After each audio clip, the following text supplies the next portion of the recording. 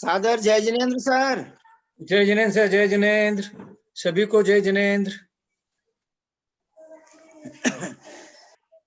जय बोलिए श्री अनंतानंत सिद्ध परमेष्ठी भगवान की जय। जय श्री ओम नमः सिद्धेभ्य, जय श्री ओम नमः सिद्धेभ्य, जय श्री ओम नमः सिद्धेभ्य। नमो अरहंताणम, नमो सिद्धाणम, नमो आयिरीयाणम, नमो उवज्जायाणम, नमो लोये सब्बसाहूणम, नमि ऊणजिणं वीरम अनंतवर्णानदंसण सहावम, बोच्छामि नियमसारम केवली सुध केवली भणिदम। गाथा नंबर 74। यद्यपि 73 गाथा का पूरा अर्थ बाकी है, फिर भी 74 गाथा अपन आज पढ़ते हैं। नई गाथा। उपाध्याय परमेष्ठी का स्वरूप। रयण तय संजुक्ता जिन कहिए पयथ देशया सूरा, भाव सहिया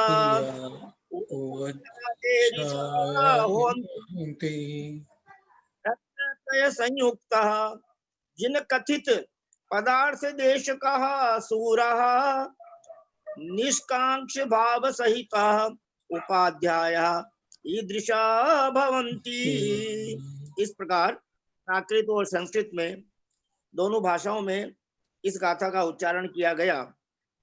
श्रीमान भाई साहब जयचंद जी गंगवाल साहब से विनम्र प्रार्थना है कि आप इन गाथाओं का अन्वयार्थ, गाथार्थ और टीकार्थ पढ़कर और समझाने की कृपा करें।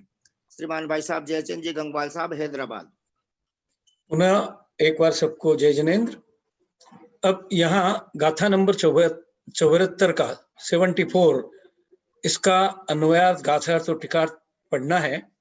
यहाँ शुरुआत में यह कहा गया है, यह अध्यापक नाम का परम गुरु के स्वरूप का कथन है। मतलब यहाँ उपाध्याय को अध्यापक कहा है, मतलब टीचर। तो जो दूसरों को पढ़ाते भी है, खुद भी पढ़ते हैं, वो अध्यापक है। तो यहाँ उपाध्याय परमेष्ठी का वर्णन, मतलब अध्यापक नाम परम गुरु का वर्णन हम करने जा रहे हैं। अन्वयार्थ। रयनतय संयुक्ता मतलब रत्नत्रय से संयुक्त। जिन कहिए पयथ देयसा मतलब जिनेन्द्र द्वारा कथित पदार्थों के उपदेशक। सूरा मतलब शूर। निखंक भाव सहिया मतलब निकांक्ष भाव से सहित। एरीसा ऐसे। वज्जाया उपाध्याय होंती होते हैं।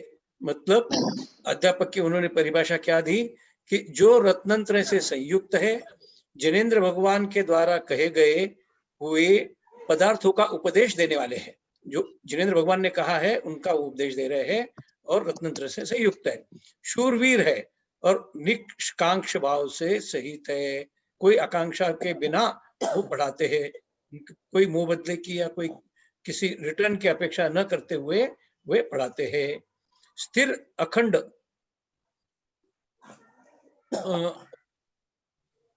अखंड और अद्वैत रूप परम चैतन्य तत्व के श्रद्धान, ज्ञान तथा तल्लीनता रूप शुद्ध निश्चय नय के विषयभूत स्वाभाविक रत्नत्रय से संपन्न श्री जिनेन्द्र देव के मुख कमल से उपदिष्ट समस्त जीवादि पदार्थों के समूह के उपदेश देने में जो शूरवीर है, समर्थ है। मतलब यहाँ उपदेश देने का जो साहस करते हैं या जो उपदेश देने का कर्तव्य करते हैं, उसके लिए उनको शूरवीर कहा है, क्योंकि वो उपदेश देने में समर्थ है। पूरा उन्होंने ज्ञान लिया है, पूरा उनको ज्ञान है, इसके लिए उनको शूरवीर और समर्थ कहा है। समस्त परिग्रह का त्याग करना ही जिनका लक्षण है। अतिशय शुद्ध निज परमात्मा तत्व की भावना से उत्पन्न परम वीतराग सुख रूपी अमृत के पान करने से जो संतुष्ट है, निष्कांक्ष भाव से जो सहित है, वही जैनियों के उपाध्याय परमेष्ठी है। टीकाकार भी कहते हैं कि जो रत्नंत्र से युक्त है, शुद्ध है और भव्य रूपी कमलों को विकसित करने के लिए सूर्य के समान है। उन उपदेश देने वाले उपाध्याय परमेष्ठी की मैं बारंबार वंदना करता हूँ। कितनी अच्छी उपमा दी है कि भव्य रूपी कमल, मतलब जो भव्य जीव है उनको कमल कहा गया है, और उनको खिलाने वाले, उनको विकसित करने वाले को सूर्य कहा गया है। मतलब उपाध्याय परमेष्टि को सूर्य कहा, और जो भव्य जीव है, अब हम भव्य है नहीं है वो बात अलग है, जो भव्य जीव है उन भव्य रूप जीव रूपी कमलों को वो विकसित करते हैं। ऐसे पंच परमेष्टि भगवान को, उपाध्याय भगवान को मैं बार बार नमोस्तु करता हूँ। इस तरह उपाध्याय परमेष्टि की जो वर्णन है वो पूरा हुआ। जय जिनेंद्र। हाँ, बहुत सुंदर विवेचन किया आपने। और उपाध्याय जो वास्तव में ज्ञान में प्रवीण है, वे शूरवीर हैं, और हम सब भव्य जीव रूपी कमल हैं, और हमको विकसित करने वाले सूर्य के समान जिनेंद्र देव हैं, उपाध्याय परमेष्टि हैं। उपाध्याय परमेष्टि भी पंच परमेष्टि में गर्भित है। अब मैं परम आदरणीय विजया बहन जी ठोलिया साहब, नागपुर निवासी, उनसे विनम्र प्रार्थना करता हूँ कि इस गाथा पर परम पूज्य गणिनी आर्यका माता जी, श्री ज्ञानमती माता जी ने जो टीका लिखी है, जो धर्मोपदेश दिया है, वह आप हमें पढ़कर सुनाने की कृपा करें और समझाने की कृपा। विजया बहन जी ठोलिया, नागपुर निवासी। प्रणाम जय जिनेंद्र भाई साहब, सभी को प्रणाम जय जिनेंद्र। रयनतय संयुक्ता दिनकहीयपयत् देशया सूरा निकंख भाव सहिया उवज्जाया एरिसा होंती। यहाँ अपन ने अर्यंत परमेष्टि, सिद्ध परमेष्टि और आचार्य परमेष्टि तीनों का वर्णन देख लिया, सुन लिया है। अब यहाँ पर बता रहे उपाध्याय परमेष्टि के बारे में। अब यहाँ बता रहे हैं कि जो रत्नत्रय से संयुक्त है, यह क्यों वर्णन कर रहे हैं उपाध्याय परमेष्टि का, कि आचार्य इसलिए वर्णन कर रहे हैं कि मोक्ष पथ से जो भ्रष्ट हुए हैं, ऐसे पथिकों को सन्मार्ग दिखलाने वाले उपाध्याय परमेष्टि का स्वरूप बता रहे हैं। जो रत्नत्रय से संयुक्त है, जिनदेव कथित पदार्थों के उपदेशक है, शूरवीर है और कांक्षा रहित भावों से सहित है, ऐसे उपाध्याय परमेष्टि होते हैं। जो रत्नत्रय से सहित है, सर्वज्ञ देव द्वारा उपदिष्ट जीव अजीव आदि पदार्थों का उपदेश देने वाले हैं, शूर है और इंद्रिय भोगों की आकांक्षा से रहित, यह लोग परलोक संबंधी सांसारिक सुखों की अभिलाषा से रहित अथवा ख्याति लाभ पूजादि भावना से रहित, ऐसे उपाध्याय परमेष्टि होते हैं। इसी को कहते हैं जो सकल चारित्र के धारी, अरहंत मुद्रा से समन्वित, निरग्रंथ दिगंबर मुनि है, 11 अंग और 14 पूर्व का स्वयं अध्ययन करते हैं। इसीलिए तो उनके 28 मूलगुण कहे हैं, 11 अंग और 14 पूर्व। 11 अंग और 14 पूर्व का स्वयं अध्ययन करते तथा अन्य मुमुक्षु मुनियों को अध्ययन कराते हैं, वे उपाध्याय कहलाते हैं। 11 अंग और 14 पूर्व रूप ग्रंथों के पठन पाठन की मुख्यता से इनके ये 25 मूलगुण कहे गए हैं, अथवा उस काल के समस्त श्रुत में पारंगत भी उपाध्याय होते हैं। उपाध्याय परमेष्टि को पाठक भी कहते हैं, जैसे आपने कहा अध्यापक, तो पाठक भी कहते हैं। धवला टीका में कहा गया है, चतुर्दश पूर्व रूप विद्यास्थान के व्याख्यान करने वाले अथवा तात्कालिक प्रवचनों ग्रंथों के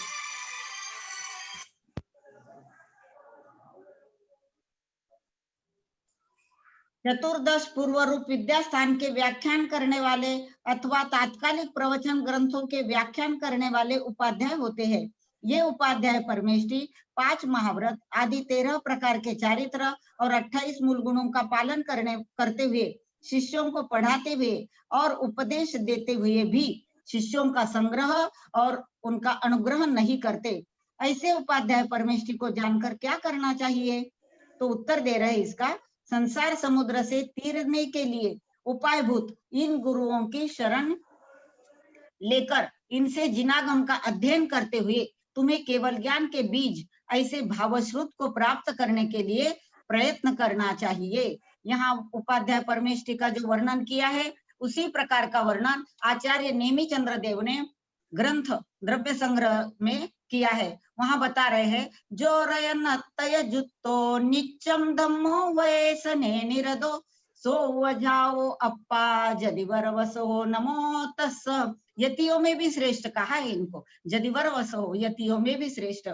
इनका मूल गुण वैसे 25 बताए हैं, लेकिन वो 28 मूल गुणों का भी पालन करते हैं, 13 प्रकार का चारित्र का भी वे पालन करते। ऐसे उपाध्याय परमेष्ठी को हम बारंबार नमस्कार करते हैं।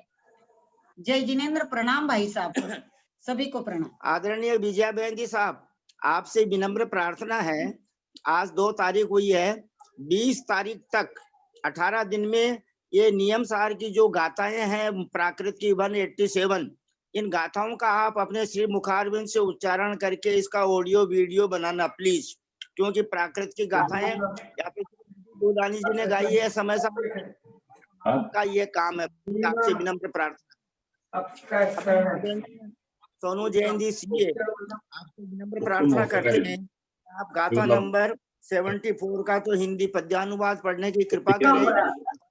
74 का आचार्य परमेश्वर का स्वरूप जो आचार्य श्री विशुद्ध सागर महाराज नीचे उतर गया किया है, वो पढ़कर सुनाने की कृपा करें प्लीज।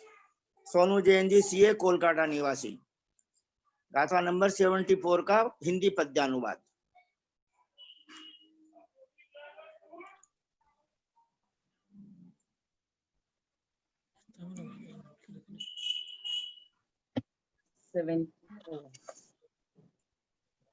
निस्वार्थ भाव धरते कुछ भी न लेते, शास्त्रानुसार वह भी उपदेश देते, सारे परि सहे बलवान होते, धारी स्वरत्न त्रय के उपध्याय होते, धारी स्वरत्न त्रय के उपध्याय होते। आचार्य भगवान कुंद कुंद स्वामी तृतीय परमेष्ठी, आचार्य भगवान कुंद कुंद स्वामी तृतीय परमेष्ठी आचार्य परमेष्ठी के स्वरूप का कथन कर रहे हैं। आचार्य पंचाचार से समग्र है, अर्थात जो ज्ञानाचार, दर्शनाचार, चारित्राचार, तपाचार और वीर्याचार, इन 5 आचारों से परिपूर्ण है। आचार्य नेमिचंद स्वामी ने आचार्य परमेष्ठी का बहुत ही सुंदर कथन किया है, जो स्वयं को जोड़े हुए हैं और दूसरे को जोड़े हुए हैं, जो ज्ञानाचार, दर्शनाचार, चारित्राचार, तपाचार और वीर्याचार, इन पंचाचारों से स्वयं युक्त हैं और अन्य साधकों को लीन किए हैं, ये आचार्य परमेष्ठी है। जो पंचेंद्रिय रूपी हाथी के दर्प को दलन करने में कुशल है, जो धीर है, ये ध्यान रखना कि धीरता के बिना लक्ष्मी, सूरवीरता के बिना जय, ज्ञान के बिना मोक्ष, दान के बिना यश कभी नहीं मिलता। ज्ञान के बिना मोक्ष कभी नहीं मिलता। इस बात पे ध्यान देना चाहिए हम लोगों को। जब संसार की लक्ष्मी धीरता के अभाव में प्राप्त नहीं होती, तो मुक्ति लक्ष्मी बिना धीरता के कैसे प्राप्त हो सकती है? तुम्हें आत्मज्ञान है या नहीं, वेद विज्ञान है नहीं, तो मोक्ष कैसे मिल सकता है? आपने दान की घोषणा तो कर दी, तो सबकी आंखें कहाँ चली गई? आप पर, क्योंकि यश की प्राप्ति दान से होती है। कुछ लोग तो बोलियां लेने में, अपना नाम चढ़ाने में बहुत माहिर होते हैं, लेकिन उन्हें पुण्य उतना ही मिलता है, क्योंकि उन्होंने जो अपना यश उस दान की राशि से कमा लिया, तो ऊपर के खाते में वो क्रेडिट नहीं होगा। आप क्या तो नीचे के खाते में क्रेडिट करवा लो, चाहे ऊपर के खाते में, ये आपके ऊपर है। कुछ लोग बहुत अच्छी भावना के होते हैं और जाके गुप्त दान दे देते हैं। आचार्य के विशेष 8 गुणों में एक उत्पीड़क नाम का गुण होता है। इतना पीड़ित कर दिया शिष्य को कि वो रोने लगा। अंतरंग में जितने तुम्हारे अंदर आलोचना रखी थी, इस प्रकार घुमा फिरा कर चर्चा की कि आपने पूरी आलोचना उगल दी, वमन कर दिया। उद्देश्य क्या था? वमन नहीं होगा तो अस्वस्थ हो जाओगे। समाधि छपक है, और जो मल शरीर में जमा हुआ है तो विरेचन की आवश्यकता है। विरेचन यदि नहीं होगा तो क्या होगी? पीड़ा होगी। मल के शुष्क होने पर असहनीय पीड़ा होती है। जब पुद्गल मल के रहने पर इतनी पीड़ा होती है, कभी आपने फील किया होगा कि आपको जाना है लेकिन जाने नहीं मिल रहा है, तो कितनी पीड़ा होती है। उस समय आपको कोई कुछ भी लालच दे दे, आप बोलोगे सब चीज एक तरफ, मुझे जो करना है मैं वहीं जाऊंगा। तो आप अपने शरीर में जब कसाय रखोगे, वासनाओं का मल रखोगे, क्या कहा गया है? कषाय को और वासनाओं को मल का स्वरूप कहा गया है। तो कसाय और वासनाओं का मल तेरे अंदर रहेगा तो संसार में तुझे कितनी पीड़ा होगी। हम लोग जो आज पीड़ा हम लोग भोग रहे हैं ना, वो इसी इच्छा, कसाय, वासनाओं के कारण कर रहे हैं। जो संतोषी प्राणी होता है वो कभी भी दुखी नहीं होता। सुख पावे संतोषी प्राणी। आचार्य करुणा वात्सल्य होते हैं, क्योंकि एन किन प्रकारेण उसकी पूरी गलतियां बाहर निकलवा लेते हैं आलोचना के द्वारा। जब हम कभी आलोचना पाठ पढ़ते हैं ना, तो हमें क्या लगता है, ये जो बोल रहे हैं ना, मैंने ऐसा किया, मैंने बुरी दृष्टि डाली, मैंने बुरे भाव किए, तो कैसा लगता है अंदर में? ये तो मैं करता हूँ, लेकिन चलिए महाराज बोल रहे सबके लिए, मैं तो एकदम पॉइंट आउट नहीं हुआ, लेकिन मेरे मन में भी ये सब भावना रहती है। पर जब हम लोग रोज ये सब करते हैं ना, तो धीरे धीरे धीरे धीरे, जैसे बर्फ है, बर्फ को आप एक बार में चाहोगे पिघल जाए, तो वो एक बार में तो नहीं पिघलेगी, थोड़ी छोटी होगी, फिर थोड़ी, फिर थोड़ी, फिर थोड़ी, फिर पानी बनेगी। वैसे ही हमारे मन को भी पानी बनाने में समय लगेगा। ध्यान रखना, वर्षों की साधना आलोचना के अभाव में समाधि को भंग कर देती है। 100 वर्ष के दीक्षित मुनि का यदि आलोचना, प्रतिक्रमण, प्रत्याख्यान नहीं चल रहा है, तो उनकी साधना को जड़वानी साधना स्वीकार नहीं करती। जब परस्पर में मुनिराज मिलते हैं, तो समाचारी विधि में जाति नहीं आता। समाचारी विधि कहती है कि तुम्हारे प्रतिक्रमण छूटे हैं तो नमोस्तु नहीं करेंगे, तुम्हारे प्रतिक्रमण पूरे हुए कि नहीं, कितने केस लुंचन हो गए। ऐसा नहीं कि अस्वस्थ हो गए और केस लुंचन नहीं किया तो मुनि के मूल गुण समाप्त हो गए। तो तुम्हें कितने प्रतिक्रमण किए, प्रायश्चित तो पूरे लिए अपने गुरु से।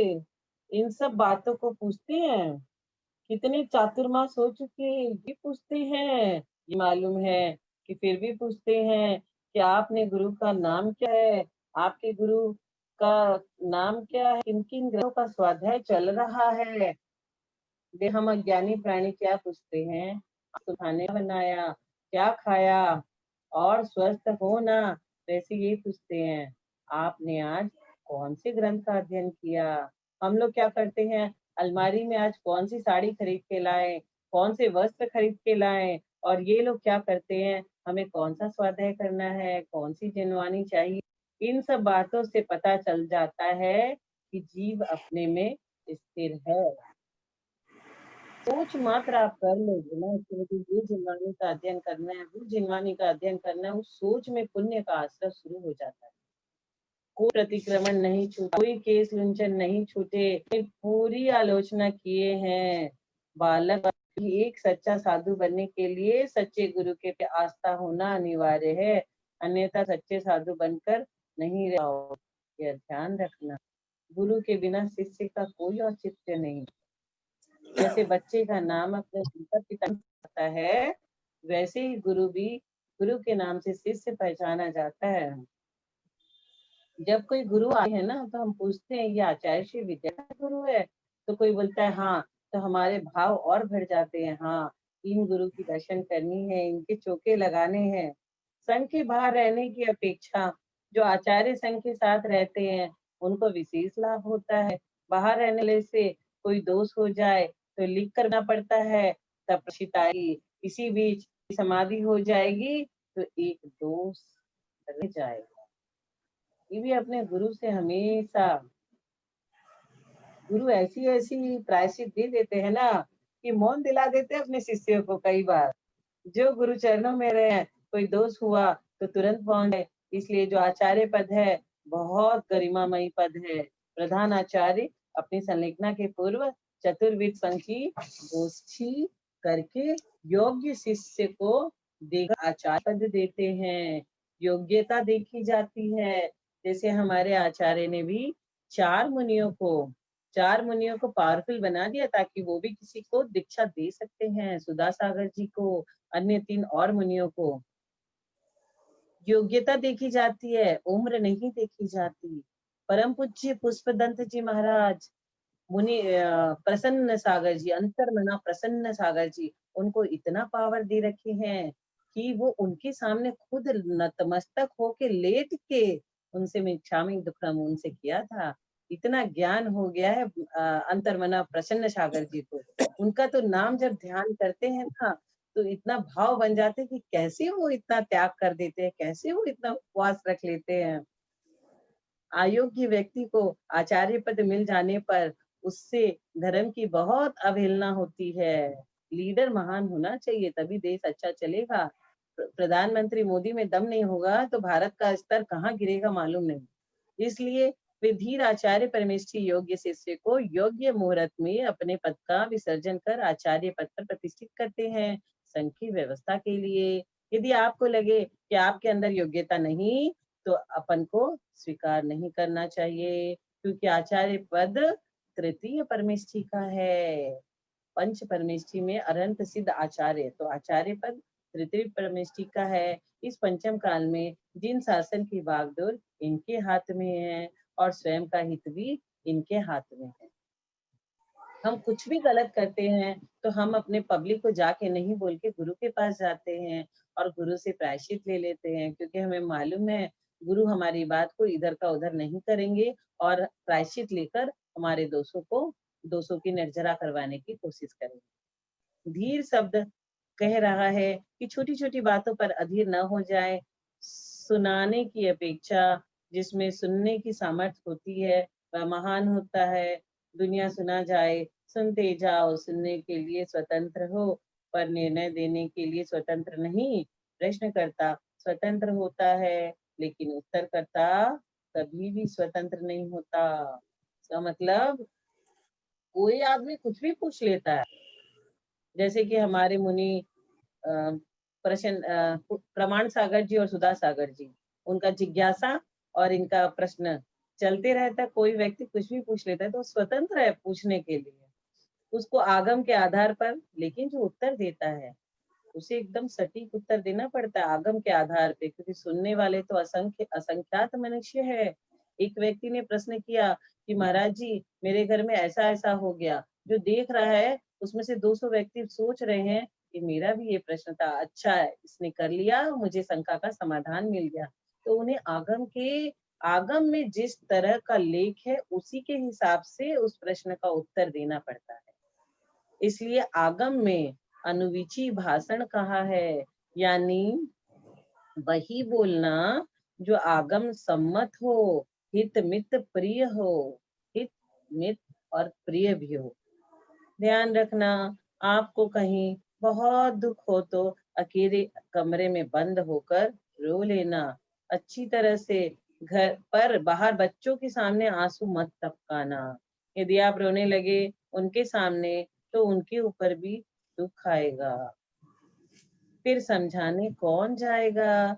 धीर शब्द कह रहा है कि कहीं दुख होता है तो कमरे में अकेले रो लेना, लेकिन आप अधीर हो गए तो जिन शासन को नहीं संभाल पाओगे। ये विश्वास का पद है, राजा महाराज की चुनाव का पद नहीं है, ये संयम का पद है। इसलिए धीर गुण गंभीरा, धीर गुणों से भरे हुए हैं और गंभीर हैं, वे आचार्य परमेष्ठी हैं। आपने देखा होगा ना, आज भैया जी ने भी कहा कि आचार्य श्री जब भी चलते हैं उनकी गर्दन ऐसे रहती है, कभी भी वो ऊपर मुंडी उठा के नहीं चलते और बहुत ही कम 2 शब्द 3 शब्द 4 शब्द में उत्तर दे देते हैं। हम जो भी पूछते हैं उसका उत्तर शॉर्ट में वो दे देते हैं। ज्यादा बोलने वाला अज्ञानी कहा जाता है। जैन दर्शन कहता है कि हे मुनिराज, आप आशीष तो देते जाओ परंतु किसी काम के निर्देशक मत बन जाना।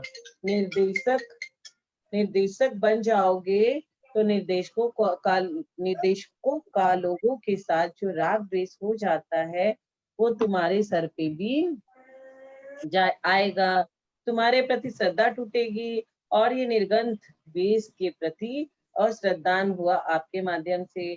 इसलिए ऐसा काम करो जिससे किसी भी प्रकार के जीव का अश्रद्धान न हो।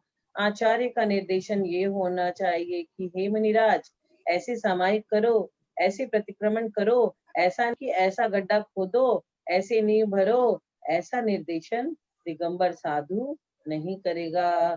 जिसमें सटकाए जीव की लेस मात्र भी हिंसा हो, वहाँ दिगंबर मुनि का मौन होगा।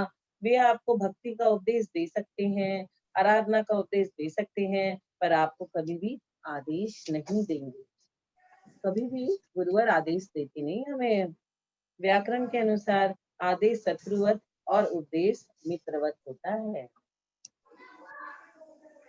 आचार्य पद के त्याग के विषय में लिखा है कि यदि नहीं संभलता है तो छोड़ दो। ये मत सोचना कि जब हम बूढ़े हो जाएंगे, समाधि लेंगे तब छोड़ेंगे, उसके पहले ही छोड़ दो।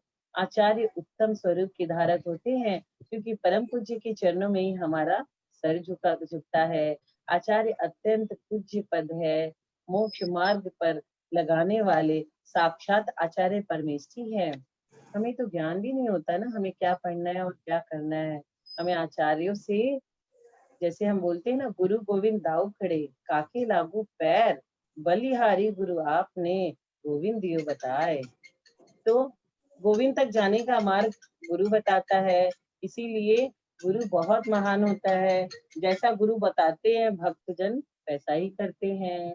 जैनागम में एक शासन तीर्थकर शासन होता है, दूसरा आचार्य शासन होता है। तीर्थकर शासन के बाद गंधर्व शासन, गंधर्व परमेष्ठी ही आचार्य परमेष्ठी है। गंधर्व परमेष्ठी के बाद आचार्य परमेष्ठी का नाम आता है, क्योंकि आचार्य परमेष्ठी के अभाव में नमोस्तु शासन नहीं चल सकता। कुंद स्वामी ऐसे आचार्य हुए हैं जिन्होंने जिन शासन को नमोस्तु शासन कहा है, विश्व में कहीं दंडवत, कहीं प्रणाम, कहीं नमस्ते कहा जाता है, परंतु नमोस्तु कह करके नमस्कार की परंपरा मात्र जिन शासन में ही है। नमोस्तु और कहीं नहीं चलता। इस शासन की उज्ज्वलता वे ही करा सकते हैं जिनको हम नमोस्तु कह रहे हैं। जिनमें गुण नहीं होते तो आपकी दृष्टि गिर जाती है। जिनमें आचरण प्रदान है वे ही आचार्य परमेष्ठी है। जिस दिन आपके अंदर सहजता आ जाए, समझ लेना कि मैं आचार्य बनने के लायक हो गया हूँ।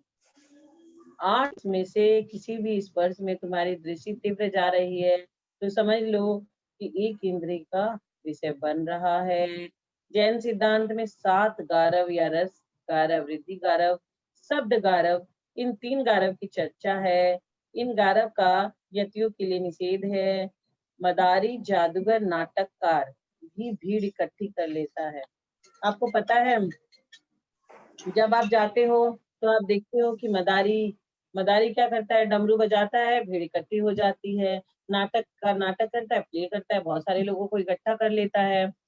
संयम के स्वाद के कारण भीड़ आ रही है तो उनकी भक्ति है, लेकिन संयम भीड़ का स्थान नहीं। लेकिन तुम ये मत सोचना कि ये रिद्धि गारव है, मेरा नाम ही नाम है, बड़ा आनंद है। यह 7 गारव है। पूर्व का पुण्य योग था सो है, लेकिन अभिमान के लिए नहीं है। अरे हम तो जिस गांव में जात एकाध चेला चेली तो मिल जात, वे रस आदि के अच्छे से व्यवस्था कर दे और अच्छी मिठाई लड्डू खिलात है, अपनी सब व्यवस्था चंच रहती है। तूने अरिहंत के वेश को इस रसना इंद्रियों के पीछे और जड़ भोग के पीछे न्योछावर कर दिया। रसना इंद्री बहुत बुरी होती है। ठीक है, तुम पी लो खा लो, पर इनमें फंस मत जाना। गृद्धता में मत जियो, ये आपका रसगारव है। योगी सोचता है भगवान क्षुधा वेदनी भी समाप्त हो जाए तो 1 घंटा बचे। आत्म साधना के लिए 1 घंटा और मिलता, तभी तो बीच बीच में उपवास कर लेते हैं, लगता है कि वैराग्य दृष्टि है। मुनि महाराज जब आहार के लिए जाते हैं ना, तो वे यही सोचते हैं कि अगर आहार नहीं लेना पड़ता तो हमें अपना धर्म ध्यान के लिए 1 घंटे ज्यादा मिल जाते। रचना को जितना सरल है, स्पर्श को जितना सरल है। घ्राण इंद्री की अपेक्षा से कह रहे हैं कि जब बगीचे से मिल रहे थे, उसकी महक दौड़ रही थी, सब साथ में चल जा रहे थे, आपने लंबी सांस ली। लंबी ठंडी सांस में आनंद था। किसी को पता नहीं कि आपने क्या कर लिया, एक इंद्री का विषय होगा कि नहीं। बिना भोगे चक्षु इंद्रिया सब कुछ भोगा देती है और अंदर की बात आंखें बता देती है। पशु भी तुम्हारी आंखें को जानता है। यदि तुमने आंखों से किसी को भयभीत भी किया और उसके परिणाम कलुषित हुए तो आप हिंसा के भागीदारी हो जाओगे। बच्चे को लोग कैसे डराते हैं, ऐसे करके घूरते, बच्चा डर जाता है कि अभी तो गुस्सा में है, अभी इनसे बात मत करो, तो ये भी हिंसा हो गई। तो हमें इसका भी ध्यान रखना चाहिए। हम कब कब कहाँ कहाँ हिंसा कर बैठते हैं, हमें पता ही नहीं चलता। फिर ऊपर से और बोलते हैं, बच्चे को नहीं बोलेंगे तो वो सर पे बैठ जाएगा, उसे तो बोलना ही पड़ेगा। बाहर संगीत बज रहा था, तन था मंदिर में और कान चले गए संगीत में, और कहीं आयु बंद आ गया तो ध्यान रखना, सांप या हिरण बनना पड़ सकता है। पता है ना आपको, सांप क्या करता है, जैसे ही संगीत बजा वैसे ही वहां का वहां संगीत के पीछे पीछे चल पड़ता है, क्योंकि दोनों को संगीत प्रिय है, बहुत ही प्रिय होता है उनको, सांप को भी और हिरण को भी। इसलिए माँ जिनवाणी कह रही है कि ये 5 इंद्रियों के विषय मदांग हाथी के समान है, जो कुछ नहीं देखता, उपादेय को भूल जाता है। आचार्य परमेश्वरी पंचेंद्रिय रूपी को मदांग करती है, उसको वश करने में कुशल होते हैं। ज्ञान अंकुश के द्वारा यदि आर्केस्ट्रा सुनने में आनंद आ रहा है तो अशुभ उपयोग, और यदि भगवान की भक्ति लोग अच्छी तरह कर रहे हैं तो शुभ उपयोग। जैसे कि हमारे पंडित जी ने सभी को भगवान के आचार्य, भगवान की भक्ति कर रहे हैं विद्यासागर महाराज जी पद्यानुवाद के द्वारा। उनकी भक्ति तो भगवान की हो रही है, तो उन्होंने इतने सारे भक्त इकट्ठे करवा लिए अपने। जो भजन फिल्मी लय में बनाए जाते थे, व्यक्ति का मन वही फिल्मों में चला जाता है। इसलिए पुराने भजनों का उपयोग करना चाहिए। दुनिया से अपरिचित रहोगे तो स्वयं से परिचित हो पाओगे। बाहर से कनेक्शन काटोगे तो अपनी आत्मा से कनेक्शन जुड़ेगा, और बाहर से जितना कनेक्शन बढ़ाओगे अपनी आत्मा से कनेक्शन कम होता जाएगा। Reverse mechanism. सारी दुनिया से परिचय बढ़ाओगे तो अपना परिचय कभी नहीं कर पाओगे। दुनिया की ओर से अज्ञानी हो जाओ और जिनवाणी का मार्ग पकड़ो। आप लोग ज्ञानी हो और आत्म तत्व के प्रति अज्ञानी हो। संसार के प्रति आप लोग डिग्रियां प्राप्त कर चुके हो। ये तो शायद मेरे लिए लिखा। अध्यात्म योग को आत्मरंजन का योग है। मनोरंजन के लिए कोई स्थान नहीं। जहाँ मनोरंजन है वहाँ आत्मरंजन कहाँ है। जिसने आत्मा का आनंद ले लिया उसके लिए काहे का मनोरंजन। धीर शब्द का उपयोग सब जगह लगाना। आचार्य परमेश्वरी धीर गुणों में गंभीर होते हैं। कितनी ही उपसर्गा है, यह नहीं कहते कि इसने ऐसा क्यों किया, आप लोगों ने कुछ क्यों नहीं किया, ये तो पूर्व कर्मकृत है। परंतु जिसकी दृष्टि मात्र वर्तमान की पर्याय पे जा रही है उसको मित्र भी दिखते हैं और शत्रु भी दिखते हैं। माँ जिनवाणी कहती है कि तू वर्तमान की पर्याय को देखोगे तो उनको शत्रु कहेगा। ये क्यों नहीं देखता कि भूत में मैंने इसके साथ क्या किया। तो मालूम चल जाएगा कि शत्रु ये है मेरा, कि मैं हूं इसका। इसलिए साधक को प्रतिपल वर्तमान की पर्याय को देखने की अपेक्षा भूत व भविष्य पर भी दृष्टि रखना चाहिए। आज किसी ने तुम्हारे ऊपर उपसर्ग कर दिया सो आप शत्रुता लेकर बैठ गए, करोगे क्या, भविष्य का और विनाश कर लोगे। किसी से लड़ाई करके देखो फिर क्या होगा। उसके मन में बैर और आपके मन में बैर, और दोनों के बैर बढ़ते जाएंगे। जिस साधना से मोक्ष की सिद्धि होने वाली थी, जहाँ तुझे समय सार और जिनवाणी का चिंतन करना चाहिए था, वहां तू उपसर्ग करने वाले का चिंतन कर रहा है। ऐसा ही होता है, जब कोई व्यक्ति आपको आके कुछ अशब्द बोल दे तो पूरे दिन भर उसी का ख्याल मन में घूमता रहता है। उसने मुझे ऐसा क्यों कहा, मैंने तो उसके संग बहुत अच्छा बर्ताव किया था, मेरा तो कोई दोष भी नहीं था, लेकिन उसने मेरे संग ऐसा किया। तो आप क्या कर रहे हो, दिन रात उसी का चिंतन में लगे हुए हो। तेरे परिणाम धर्म ध्यान में है कि रौद्र ध्यान में है। वर्तमान में तेरा रौद्र ध्यान चल रहा है, तो भविष्य भी गया। भूत तुम्हारा क्या था तो पता चल गया। उपसर्ग जय का तात्पर्य ये नहीं कि जिसने तेरे ऊपर उपसर्ग किया तो उसके ऊपर उपसर्ग करने लग जाएगा और अपने आप को कहेंगे उपसर्ग जयी। हमारे भगवान पार्शनाथ चाहते तो कमट की जीव को उत्तर दे सकते थे और जरा सी दृष्टि इतनी सी खोलते तो वो भस्म हो जाता, लेकिन उन्होंने कुछ किया नहीं किया ना, और नहीं किया तो उन्हें केवल ज्ञान हो गया। तो आप भी अगर किसी के संग कुछ नहीं करोगे तो आप भी केवल ज्ञान के मार्ग में आगे बढ़ोगे, और किसी को अगर उत्तर दे दिया तो बस उपसर्ग जय का तात्पर्य ये है कि जिसने तेरे ऊपर उपसर्ग किया है उसके प्रति जरा भी कलुषित भाव नहीं लाना, उपसर्ग जय है। अच्छों के संग अच्छा बिहेव करने में कोई बड़ी बात नहीं, लेकिन जिसने तुम्हारे संग बहुत खराब किया उसके संग तुम अच्छा बिहेव करो, ये बड़ी बात है। उपसर्ग जय धीर गंभीर आदि लक्षणों से जो लक्षित है, जो पंचाचार में लवलीन होते हैं, वे ही आचार्य परमेष्ठी है। जो भेदा भेद अर्थात व्यवहार और निश्चय पंचाचार से युक्त है, ऐसे आचार्य परमेष्ठी को मेरा नमस्कार हो। जो मात्र व्यवहार में ही लीन है, निश्चय की ओर दृष्टि नहीं है, जो जिनवाणी आपको आचार्य नहीं मानेगी, तेरा मात्र शिष्यों को संभालना ही कर्तव्य है कि आत्मा को संभालना भी कर्तव्य है। ये चेला चेली कोई मोक्ष मार्ग नहीं है। इन पर करुणा करके आपने इनको दीक्षा दी, परंतु आपने दीक्षा क्यों ली इस पर भी दृष्टि होना चाहिए। इसलिए जब किसी पद पर आसीन हो तो उसका अच्छे से ज्ञान करना चाहिए, पंचाचार स्वयं पालन करना चाहिए एवं शिष्यों से करवाना चाहिए।